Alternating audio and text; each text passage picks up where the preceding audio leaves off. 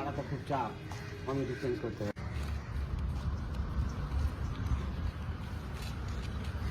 এটা দারুল উলুম দেওবন্দের শিক্ষকদের ফ্যামিলি কোয়ার্টার। কয়েকটা শিক্ষক থাকে এখানে, 4 থেকে 5 জন থাকে। এটা হচ্ছে আসামি মঞ্জিল, যেটা বদিরুদ্দিন আজমাল সাহেব তিনি তৈরি করে দিয়েছেন। এটা হচ্ছে হাকিমুল উম্মত মঞ্জিল, যেটাকে দারুল কোরআন বলা হয়।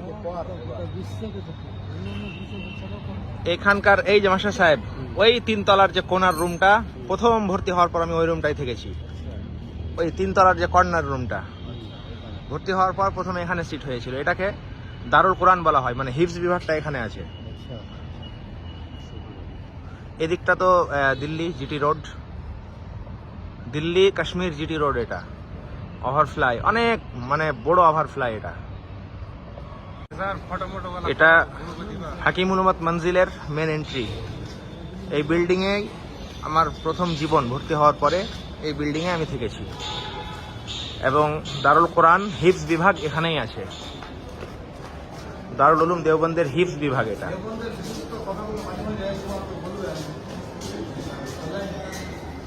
এটা অফিস, হিফজ বিভাগের অফিস। এটা শুধু হিফজ বিভাগের অফিস, মানে মেন অফিস তো ওখানেই, কিন্তু আবার আলাদা করে দেওয়া হয়েছে। এটা হচ্ছে হিফজ বিভাগ। নিচের তলাটা সম্পূর্ণ হিফজের ছাত্র। এবং হ্যাঁ, এখানে হিফজের শুধুমাত্র মানে এই এলাকার বা শহরের ছাত্ররাই পড়ে। হ্যাঁ, স্থানীয়রাই, বাইরেদেরকে এখানে দেয় না, অ্যাডমিশন নেয় না হিফজের জন্য।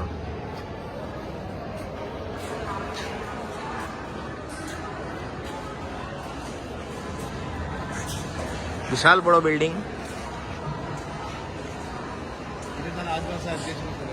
এটাই আমরা ঢুকলাম। এটা হচ্ছে আসামি মঞ্জিল। হ্যাঁ, এটাই বদিরুদ্দিন আজমাল সাহেব বানিয়ে দিয়েছেন এই বিল্ডিংটা। আসামি মঞ্জিল, অসাধারণ দৃশ্য, দুর্দান্ত একদম বিল্ডিং, একটা দুর্দান্ত একটা বিল্ডিং। আসামি মঞ্জিল।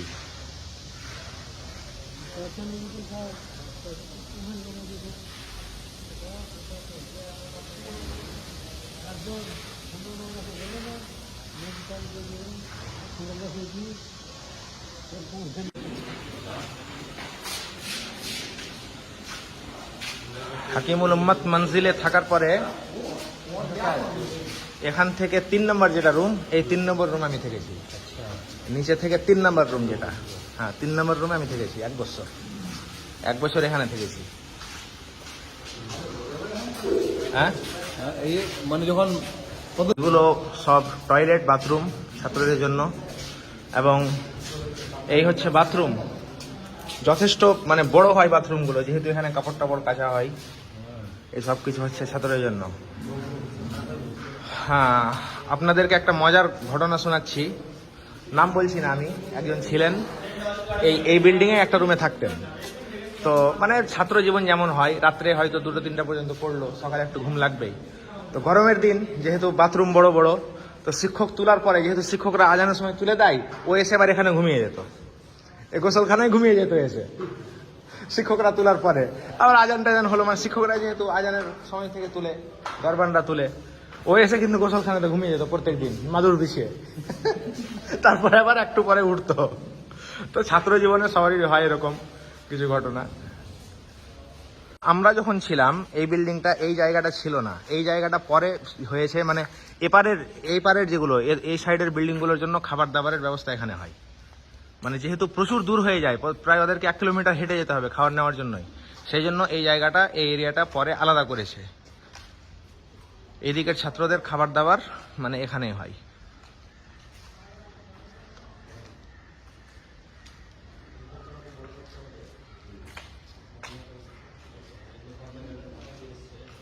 ছুড়ে যায়, ওই জন্য এটা তার ফল। ওদের কথাটা ওদের বলছেন, আপনি বললেন না যে আপনার মার্কেট আছে। এটা হচ্ছে দারুল উলুম দেওবন্দের জলের ট্যাঙ্ক। শুধু এটা একটা নয়, বরং এর মতো আরো কয়েকটা আছে। বড় মানে বিল্ডিং, বড় এরিয়া।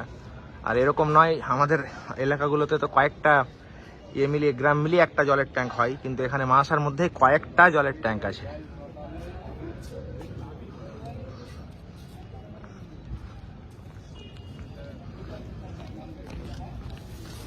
এই সামনে একটা হচ্ছে আজমি মঞ্জিল, সামনে একটা আজমি মঞ্জিল, এবং এটা হচ্ছে আফ্রিকি মঞ্জিল। এক একটা বিল্ডিং এর এক একটা নামকরণ করা হয়েছে। মঞ্জিল মানে আফ্রিকার কোনো ব্যক্তি এটা তৈরি করে দিয়েছিল, পুরনো হয়ে গেছে। আর এটা হচ্ছে মাদ্রাসা সানভিয়া, এবং এটা হচ্ছে আজমি মঞ্জিল, আজমগড়ের কোনো ব্যক্তি। এটা মাদ্রাসা সানাভিয়া মানে কি, মানে এখানে ক্লাস 2 জায়গায় 3 জায়গায় মিলে হয়, মানে এক একটা ধাপে।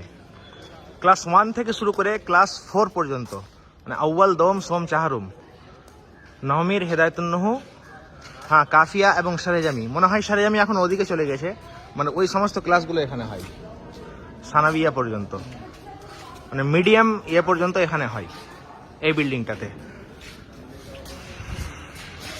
এটা মাদ্রাসা সানাবিয়া।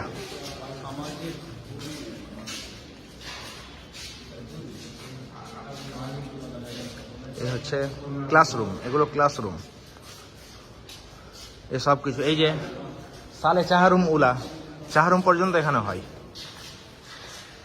এবার এক একটা ক্লাসের আবার কয়েকটা আছে আর কি, সেকশন আছে। যেমন এটা সালে চাহারুম উলা মানে 4-1, আবার তারপরে আছে চাহারুম সানিয়া। এই হচ্ছে ক্লাসরুম। এখন অন্ধকার আছে, এখন তো পরীক্ষা চলছে, এখন ক্লাস হচ্ছে না, সেই জন্য এগুলো সব খালি আছে।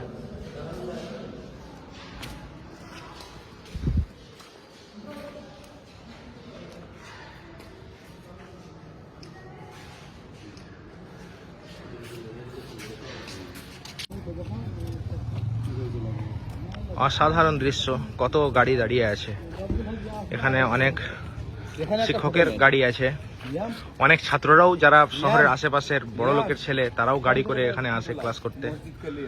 এদিকে মসজিদ রশিদের অসাধারণ দৃশ্য, দুর্দান্ত ব্যাপার। এটা হচ্ছে দারুল উলুম দেওবন্দের গেস্ট হাউস, মেহমানখানা। ভেতরে বড় এরিয়া আছে, দারুণ থাকার জায়গা। আমাদের থাকার কথা ছিল এখানেই, কিন্তু যেহেতু এখানে মজলিসে শোরার মানে চলছে, ইজলাস চলছে, সেই জন্য এখানে আমরা থাকতে পাইনি, অন্য জায়গায় থাকছি। এটাই হচ্ছে মসজিদের ছাত্তা, এটাই হুজুর, এটাই হচ্ছে মসজিদের ছাত্তা। এগুলো সব মারাসারি বিল্ডিং এর অংশ। এদিকে থাকে কে? এটা হচ্ছে দারুল উলুম দেওবন্দের বাবে কাসিম, সব থেকে পুরনো গেট এটাই। এগুলো সব মাসার বিল্ডিং আশেপাশে। বাবে কাসিম এটা ধরতে গেলে মেন এন্ট্রান্স এটাই মাদ্রাসার। এটা হচ্ছে এই এরিয়াটা হচ্ছে দারুল উলুমের সব থেকে পুরনো এরিয়া। হ্যাঁ, সব থেকে পুরনো এরিয়া হচ্ছে এটাই মাদ্রাসার। এটা হচ্ছে দফতরে ইহতেমাম এর উপরটা, অর্থাৎ সেক্রেটারি এখানে থাকেন।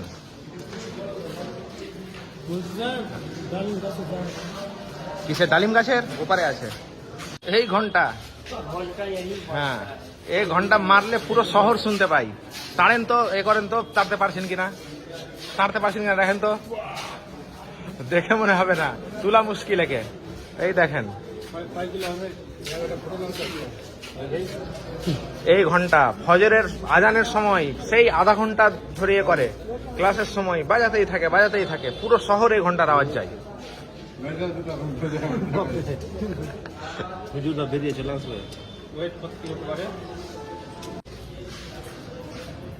বাবে কাসিম থেকে ঢুকেই এখানে দফতরে যে মুহাসাবি, এখানে সবকিছু হিসাব হয়, যে অ্যাকাউন্ট অফিস।